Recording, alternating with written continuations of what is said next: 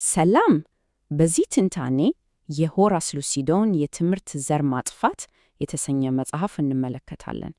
በመጽሐፍ ውስጥ የተነሱትን ዋና ዋና መከራከሪያ ሐሳቦች እስቲ አብረን እንፈትሻቸው። እንግዲህ መጽሐፉ የሚጀምረው በጣም ወሳኝ በሆነ ሐሳብ ነው።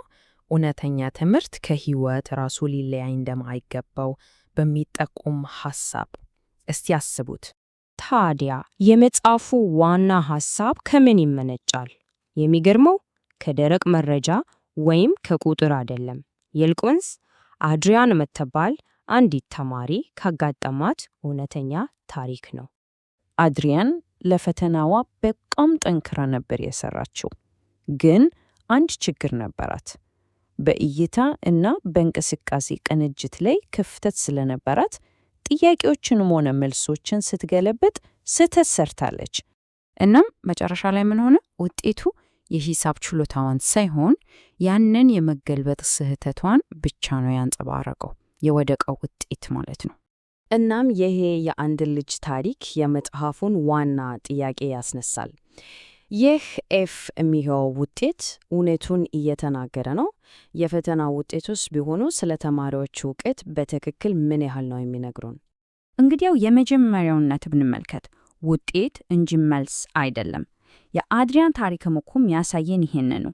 በአንድ በኩል ቀላል የሚመስል ውጤት አለ፣ በሌላ በኩል ደግሞ እውነተኛ ግንዛቤ አለ። በመካከላቸው ያለው ክፍተት ግን በጣም ሰፊ ነው። እስቲ ያስቡት፣ ይህ ነጠላ ውጤት ምን ያህል ነገር እንደሸፈነ።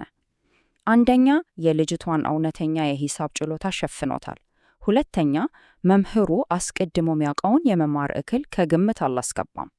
ከሁሉም በላይ ደግሞ ልጅቷ እንዴት ትሻሻል ለሚለው ምንም አይነት ፍንጭ አልሰጠም። መምህሩ ያየው ሂደቱን ሳይሆን የመጨረሻውን ውጤት ብቻ ነበር። እናም ይሄ ነው ነጥቡ። አንድ ነጠላ ምዘና በጣም አሳሳች ሊሆን ይችላል።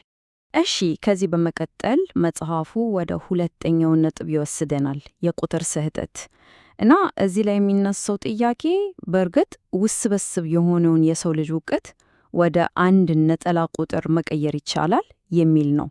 ይህን ለማስረዳት ደራሲው ሬፊኬሽን የሚል ጽንሰ ሐሳብ ይጠቀማል። በጣም ቀላል ነው ሐሳቡ።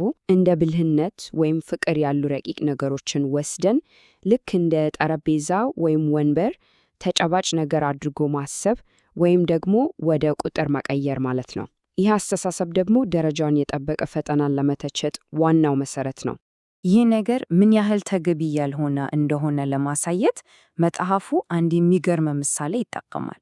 እስቲ የፍቅር ፈተና እንፍጠር ብንልስ? መጀመሪያ ፍቅርን በሆነ መግለጫ ትወስናለህ፣ ከዛ ጥያቄ ታወጣለህ፣ ፈትነህ ውጤት ትሰጣለህ፣ መጨረሻ ላይ ከሰባ በላይ ያመጣ አፍቃሪ ነው ብለህ ትወስናለህ። ይህ እኮ ነው የተደረጋለው። ጥልቅ የሆነን የሰው ስሜት ወስዶ ወደ አለፈ ወደቀ ዝቅ ማድረግ ማለት ነው። ይህንን ሐሳብ ደግሞ የበለጠ የሚያብራራ ሌላ ምሳሌ አለ። የኦሎምፒክ ዳይቪንግ እዩት እስኪ። አንድ አትሌት ውስብስብ ዝላይ ሲዘል በዳኞች ይገመገማል። ከፍተኛ እና ዝቅተኛ ውጤት ተጥሎ አማካዩ ይሰላል። መጨረሻ ላይ 9.38 አይነት ውጤት ይወጣል። ይህ ቁጥር በጣም ሳይንቲፊክ እና ትክክለኛ ይመስላል አይደል? ግን ከጀርባው ያለው የሰው ውሳኔ እና አስተያየት ነው። ልክ እንደ ትምህርት ፈተናዎች ማለት ነው። እንግዲህ ይህ የቁጥሮች ተጨባጭነት ወደ ሶስተኛው ነጥብ ይወስደናል። እሱም ተጨባጭነት ራሱ የሐሰት እምነት መሆኑን ነው።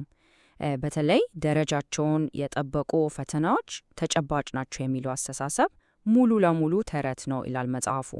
ለምሳሌ እዚህ ላይ እንደምናየው የካሊፎርኒያ እና የቴክሳስ የሶስተኛ ክፍል እንግሊዘኛ ደረጃዎች እንኳን ይለያያሉ። አንዱ ዋና ሐሳብን መለየት ላይ ሲያተኩር፣ ሌላኛው ደግሞ ሐቅን ከአስተያየት መለየት ላይ ያተኩራል።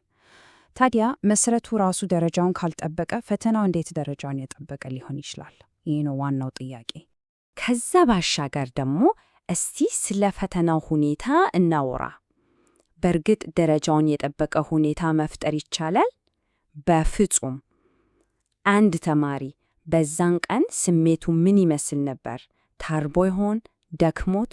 የክፍሉ ጫጫታስ? የመምህሩ አቀራረስ?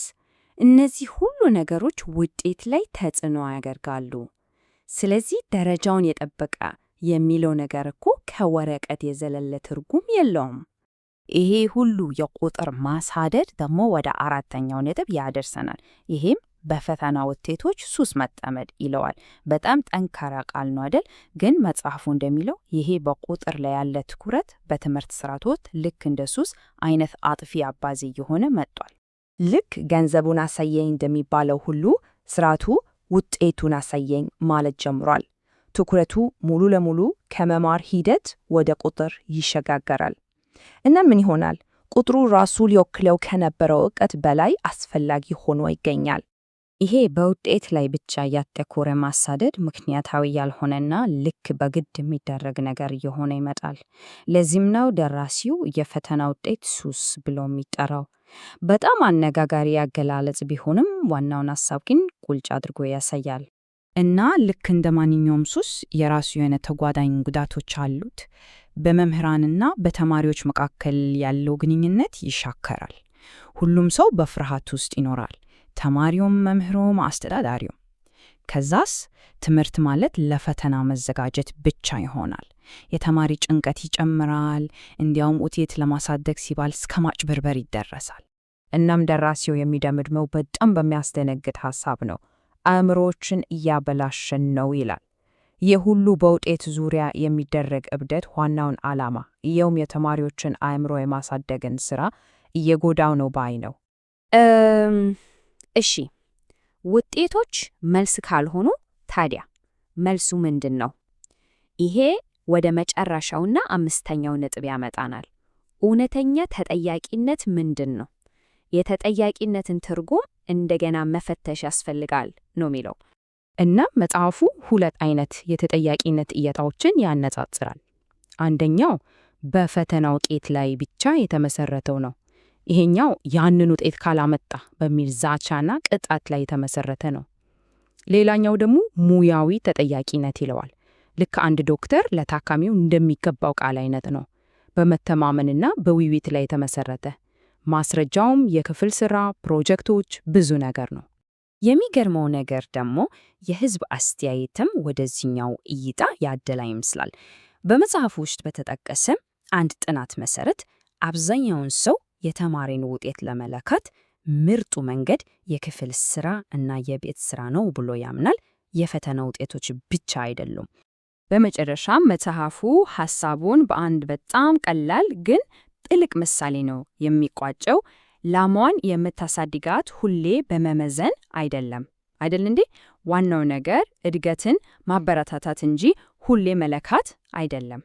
እናም ይሄ ትንታኔ በአንድ ወሳኝ ጥያቄ ይተወናል። የተማሪን አእምሮ በትክክል ለመመገብ ምርጡ መንገድ ምንድን ነው? ትምህርትን ከውጤት ባለፈ በትክክል የሚያሳድገው ነገር ምን ላይ ነው ብለን እንድናስብ ያደርግ ጥያቄ ነው።